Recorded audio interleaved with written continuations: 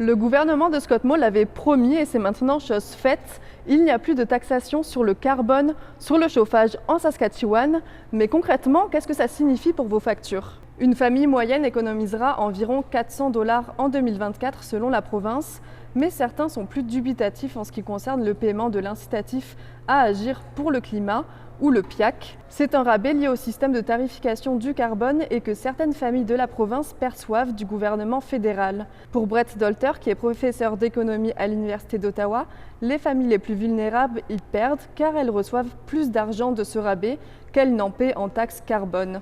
Côté politique, la province veut devenir le seul distributeur de gaz naturel en Saskatchewan à la place de Sask Energy.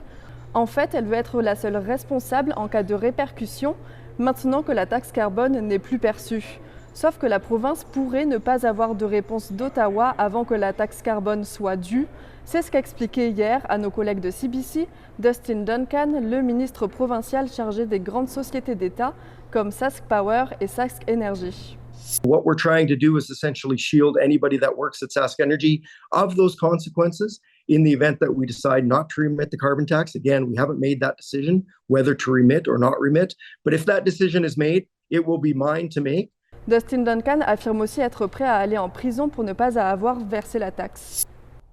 Les employés de Viterra Canada pourraient être en grève dès vendredi. Ça fait 1 an que la direction de l'entreprise et le syndicat des services céréaliers de la Saskatchewan négocient pour renouveler leur convention collective.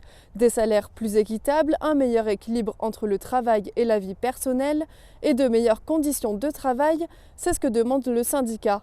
Mais le 15 décembre, les employés avaient déjà rejeté une offre patronale alors qu'ils la jugeaient insuffisante en ce qui concerne les salaires.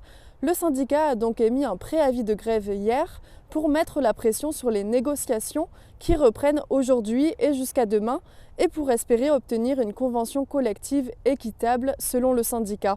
Le syndicat indique aussi que ses membres ne sont pas prêts à donner plus de temps à l'entreprise et qu'il est temps que ses dirigeants prennent les négociations au sérieux. La françaiscoise Alexis Normand a rayonné en 2023. Elle fait partie des 10 personnalités qui ont été élues les plus influentes de la francophonie canadienne en 2023.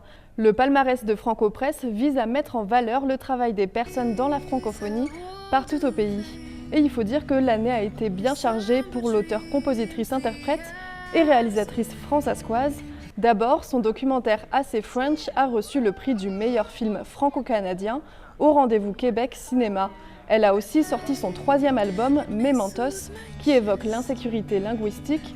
C'est un sujet qui lui tient beaucoup à cœur et elle a d'ailleurs mené une campagne sur les réseaux sociaux pour lutter contre les préjugés des différents accents. En plus de cela, Alexis Normand a aussi été porte-parole du 25e Rendez-vous de la francophonie. Les choix du jury pour le palmarès 2023 ont été unanimes selon Franco-Presse. Voilà, c'est sur ça que se conclut notre vidéo journal aujourd'hui. On se donne rendez-vous sur l'application mobile Info pour suivre toute notre actualité régionale.